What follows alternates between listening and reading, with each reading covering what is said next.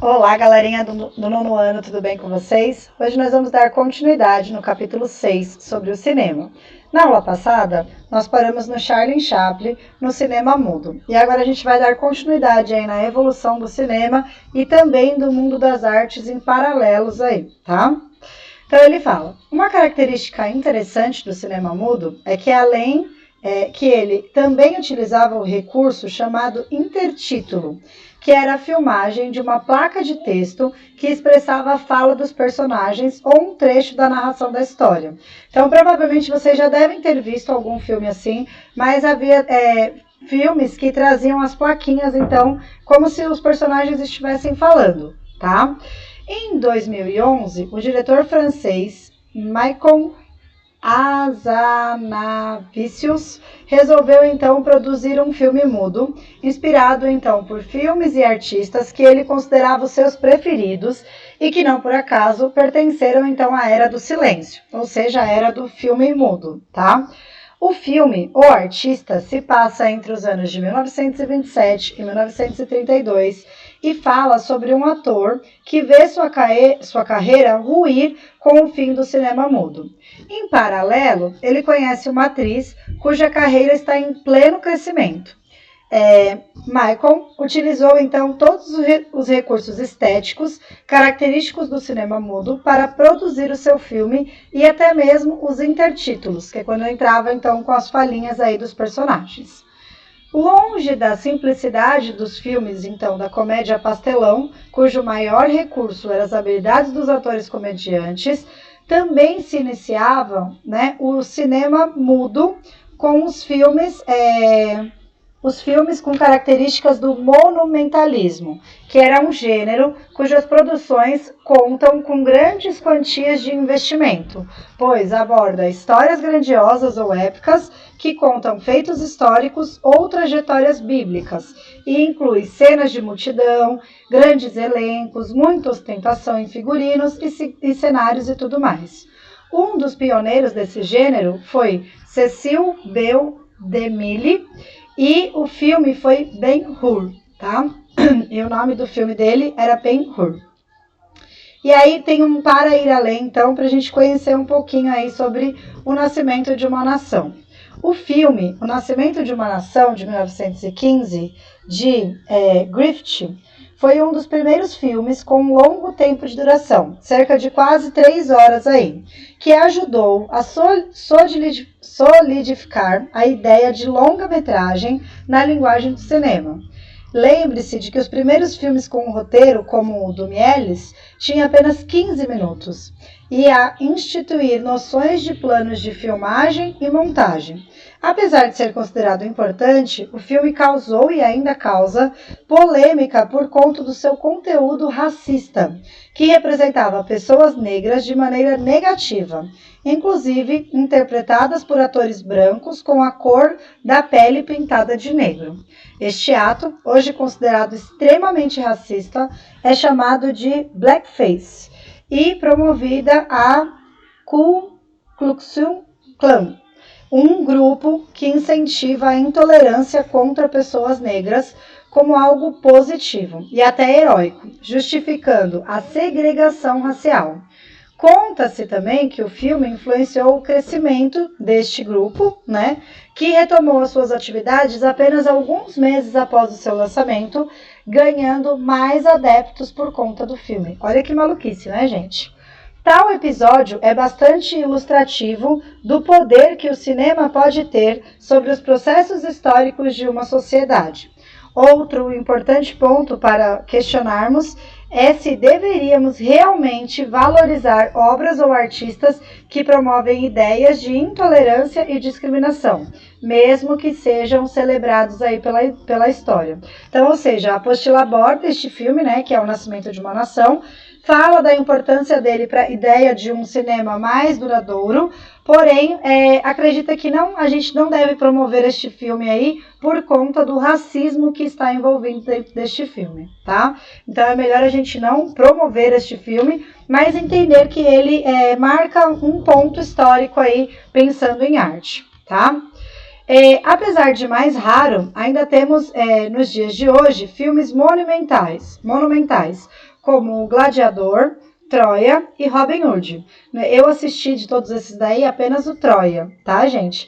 Mas é legal a gente pensar que são filmes grandiosos, que contam histórias da história e assim por diante, tá? O início do século XX, ele foi intenso para as artes, com a criação de diversos movimentos artísticos de vanguarda. Guardem este nomezinho aí, né? Movimentos de vanguarda. Nós já falamos sobre eles no início do ano, então a gente já falou sobre algum desses movimentos aí, tá?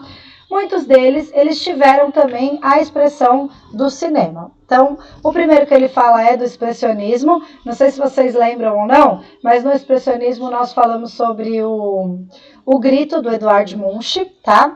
Então, ele fala que dentro do expressionismo a gente tinha filmes sombrios, cheios de contrastes dramáticos, por vezes com cenários tortos, para mostrar a distorção do mundo. Por exemplo, Metrópolis e o Gabinete do Dr. Caligari, tá? Então, notem que ele traz essa ideia do cinema também com a mesma ideia da época da arte, porque o expressionismo é meio sombrio, dá meio que medo, são os medos das pessoas e assim por diante. Já o surrealismo, né, ele traz enredos, então, que exploravam situações absurdas para representar mensagens do inconsciente humano. Então, grifem aí, inconsciente humano. Na verdade, já é a principal característica do movimento artístico. E aí ele só faz isso trazido para o cinema também, tá? Como as que acontecem nos sonhos, como se as pessoas se sintam com naturalidade em vasos sanitários, em volta de uma mesa para jantar, as formigas saem de um buraco na palma da mão. E um dos principais diretores aí é o Luis Buñuel. E o seu filme mais conhecido é Um Cão Andaluz, de 1928, tá? Depois, a gente tem a ideia do construtivismo. Então, nós também falamos sobre o construtivismo. Tinha a ideia lá de obras do quadrado preto sobre o fundo preto e assim por diante, né? A gente já estava chegando aí no construtivismo. E a ideia dos filmes era filmes feitos para a Revolução Russa, que tinham como objetivo reafirmar a sociedade soviética pela arte, utilizando recursos cinematográficos como os efeitos de montagem. A ideia era promover o espírito revolucionário anti-burguês e reconstruir a identidade russa. Alguns dos principais diretores foram Dziga Vertov e Sergei Eichmann. Tá? Então é legal a gente pensar aí que eles também traziam a ideia do movimento do construtivismo. E por fim a gente tem o dadaísmo, que eram filmes feitos com sequências de ação desconexas, que é a mesma coisa da obra, né? Quando a gente pensa na obra dadaísta, a gente tem o mictório, transformar uma obra, um objeto que tem uma determinada função e trazer uma nova função para ele, e assim por diante, tá? Mas que guarda um certo sentido simbólico, mesmo fazendo parte de um movimento descomprometido com os sentidos. A principal deles é Entr'acte, de 1924, dirigido por René Clair, que escreveu o roteiro, então, com Francis Picabia e contou com as atuações de Francis Picabia, Marcel Duchamp e Marley, que são os principais artistas aí do dadaísmo, tá? Além de contar, então, histórias ficcionais e recriar histórias reais por meio dos atores, cenários e figurinos, o cinema ele também tem um gênero que se utiliza de imagens reais, que são os documentários. Então, você já deve ter ouvido falar, olha, você já assistiu tal documentário? Tal documentário fala sobre isso e assim por diante, tá? Eles não são, então, apenas a exposição de filmagens da realidade. Sua arte está nas escolhas que o cineasta ou roteirista faz das cenas que ele vai exibir, dos depoimentos que ele vai buscar, da estética que ele vai recorrer e principalmente do objetivo da sua narrativa. Os documentários eles podem ser tocantes quanto filmes de ficção e causar muitas transformações, pois também empregam a criatividade para expor a realidade aí. Ou seja, o documentário tem muito disso, né? Olha, agora eu vou falar com a Mireia, nossa, agora eu vou falar com o Vinícius, ele vai fazer um depoimento aqui da época que ele tinha aula com a Promireia e assim por diante, tá? Se pensarmos bem, o gênero documental nasceu com o próprio cinema. Afinal, as primeiras imagens do irmão Lumière eram tomadas da vida real. Mas ele realmente se afirmou como gênero após a Revolução Russa, em 1917, quando filmes russos passaram a mostrar imagens de grupos sociais para exaltar o povo soviético e quando alguns cineastas se interessaram então em documentar a vida dos povos das regiões afastadas de centros urbanos aí. Atualmente, há muitos exemplos de documentários sobre diversos assuntos, como biografia de celebridades, problemas sociais e questões ambientais aí, tá? Então, a gente tem várias ideias de documentários, então, tá? Um dos mais famosos documentaristas da atualidade é o estadunidense Michael Moore, que, por meio de seus filmes, denuncia problemas de seu país, como a falta de acesso à saúde pública e um atentado feito por adolescentes a uma escola. Foi em 2002, tiros em Columbine. Grande parte dos documentários também é feito com a intenção de denunciar uma situação problemática que as pessoas possam agir em sua transformação.